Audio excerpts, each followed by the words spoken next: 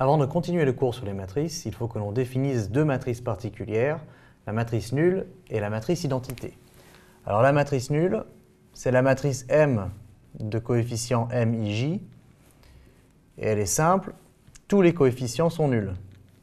Donc quelle que soit la taille NP de la matrice, tous les coefficients sont nuls. Des fois d'ailleurs, pour simplifier, on la note 0 ou 0 tilde, et on comprend qu'il s'agit de la matrice nulle. Alors, c'est donc la matrice la plus simple à laquelle on puisse penser.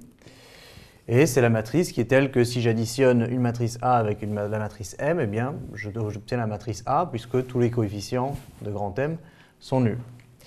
Et il y a ensuite la matrice identité qu'on va noter I indice N.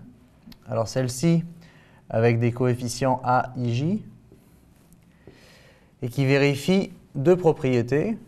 C'est que si I égale J, eh bien on a AIJ est égal à 1. Alors si I égale J, ça veut dire qu'on a un terme sur la diagonale, le même numéro de ligne que le numéro de colonne. Et si I différent de J, c'est-à-dire tous les termes en dehors de la diagonale, eh bien si I différent de J, AIJ est nul. Et donc c'est la matrice carrée, alors attention, elle a autant de lignes que de colonnes, qui possède des 1 sur toute sa diagonale et des 0 partout ailleurs. En général, on représente le fait qu'il y ait des 0 partout ailleurs comme ça.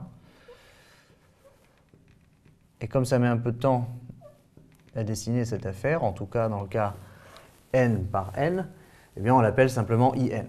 Et on retiendra qu'il y a, dans le cas n égale 2, la matrice I2, qui est la matrice 1, 0, 0, 1.